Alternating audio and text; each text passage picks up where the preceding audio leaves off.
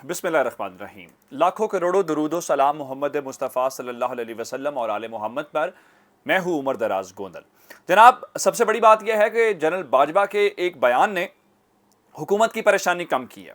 मैं बड़ी तफसील के साथ आगे चल के बताऊंगा। और हुकूमत ने इस्टेब्लिशमेंट से कुछ सवालात किए हैं। इमरान खान अभी तक खुद बाहर बैठ के हुकूमत की परेशानी को इंजॉय कर रहे हैं, लेकिन पाकिस्तान तहरीक इंसाफ ने जनरल बाजवा के बयान के बाद एक हाथ आगे बढ़ा दिया है। अब इस बयान के बाद पाकिस्तान तहरीक इंसाफ की स्ट्रेटजी क्या है, क्योंकि अब यह तय हो गया है। जनरल बाजवा ने खुद बोल के बता दिया है कि वो फर्दर एक्सटेंशन नहीं ले रहे और 29 नवंबर को वो रिटायर हो जाएंगे। अब इस सारी सूरत हाल के दौरान मरियम नवाज के कल जनरल आसिम मुनीर के मुतालिक गुफ्तगू करने के बाद जनरल आसिम मुनीर शायद सुर्खियों में हैं। जनरल आसिम मुनीर का तस्करा जो है वो मुख्तलिफ टॉक शोज के अंदर सुनाई दे रहा है और 27 नवंबर को उन्होंने रिटायर होना है। अब मैं आपको दो बातें यहां पे बड़ी दिलचस्प बताने वाला हूं, जिससे आपको अंदाजा होगा कि ये सारी सूरत हाल किस तरफ जा रही है।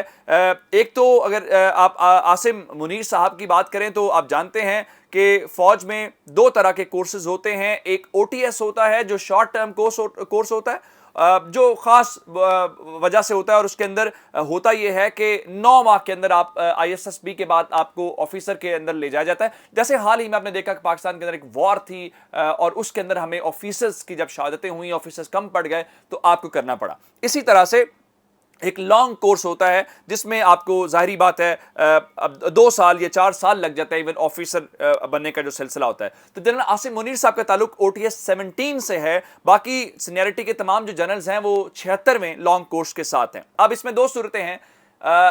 OTS से मेरे ख्याल है वो शायद एक पहले ऑफिसर हूं कि जो आर्मी चीफ के ओहदे के ऊपर हूं, फिर किसी मौजूदा आर्मी चीफ को 2 दिन पहले रिटायर करना पड़े, ये भी अजब सा मामला होगा। तो इस सारी सूरत हाल के अंदर मामला बड़ा दिलचस्प है। अब पाकिस्तान तहरीक इंसाफ ने चूंकि ये कहा था कि आप इस तरह से करें कि आप जनरल बाजवा को अगले इलेक्शन तक रहने दें। अब पाकिस्तान तहरीक इंसाफ ने आज इसके ऊपर बाकायदा तौर पे स्ट्रेटेजी के अंदर तब्दीली की है। पाकिस्तान तहरीक इंसाफ के आज फवाद चौधरी साहब ने इस बारे में कहा है कि देखें, आर्मी चीफ की दौड़ में मौजूद किसी जनरल पे हमें इतराज नहीं है।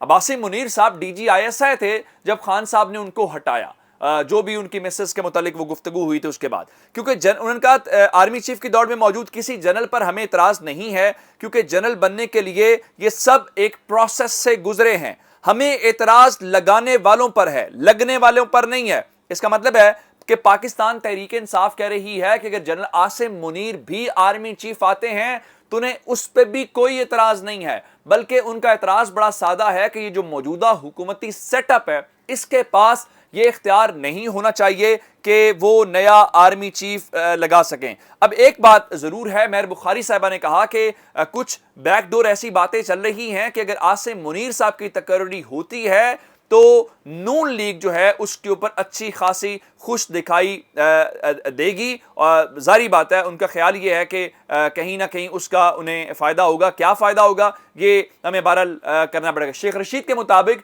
ये मरियम नवाज ने ज़्यादती की है जनरल आसिम का नाम लेके या उनके मुतालिक गुफ्तगू करके। ये उनके मुस्तकबिल के लिए, और जो सिपा सालार होता है वो पूरी फौज का, पूरी कौम का होता है, तो इसलिए उनके बारे में गुफ्तगू करना, या फिर मरियम बीबी को पता है कि नवाज शरीफ ने जनरल आसिम मुनीर का नाम फाइनल कर लिया है, इसीलिए वो जनरल आसिम मुनीर की जो तारीफें हैं वो करना शुरू हो गई हैं। अब इस बारे में एक बात जरूर है, हुकूमती कैंप के अंदर एक परेशानी है और उस परेशानी को लेकर हुकूमत की जानिब से प्रेस कॉन्फ्रेंसेस करनी पड़ रही हैं। ख्वाजा आसिफ की प्रेस कॉन्फ्रेंस हुई है, शरी रहमान की प्रेस कॉन्फ्रेंस हुई है, अता तारड़ यानी प्रेस। और उसकी वजह क्या? उसकी वजह मैं आपको बता देता हूं कि मौजूदा हुकूमत जो है वो हर गुजरते दिन के साथ पाकिस्तान के कौमी खजाने के ऊपर एक बोझ बनती जा रही है। कैसे?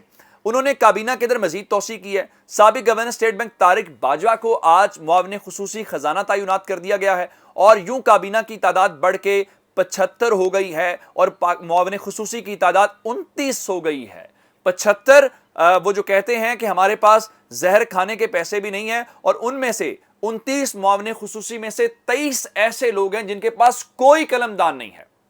उनका क्या काम होगा? उनका काम सिर्फ सादा सा है कि आप प्रेस कॉन्फ्रेंस करें, आप इमरान खान के बारे में ज्यादा से ज्यादा बोलें। अब सबसे ज्यादा परेशानी की बात यह है, देखें عمران خان کو تو پریشان ہونے کی ضرورت نہیں ہے. عمران خان کو پتہ ہے نہ حکومت ان کے پاس ہے, نہ اب الیکشن آزاد بھی ہو جائیں تو 3 مہینے تو کم از کم چاہیے, تو اگلے مہینے یہ اپوائنٹمنٹ ہونی ہے. تو حکومت کے اندر پریشانی ہے. آپ اندازہ یہ کریں کہ آج جو پریس کانفرنسز ہوئی ہے اس کے حوالے سے کہ دیکھیں ہر وزیر کی پریس کانفرنس ایک بے چینی بتا رہی ہے. بھائی اپوائنٹمنٹ آپ نے کرنی ہے, آپ کو بار بار آ کے کیوں بتانا پڑ رہا ہے, آپ کو بار بار پریس کانفرنس کیوں کرنی پڑ رہی ہے؟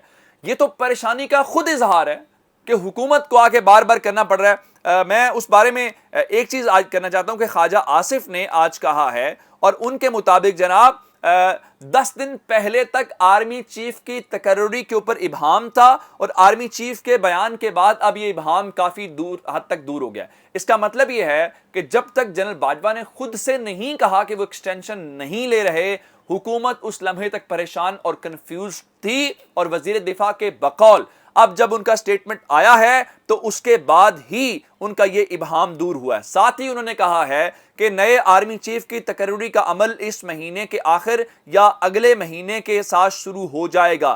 پھر انہوں نے فرمایا یہ ہے کہ ہم نے اس وقت آرمی چیف کون ہوگا اس کا فیصلہ نہیں کیا, حالانکہ مریم نواز شریف عاصم منیر کا نام جو ہے وہ لے دیں.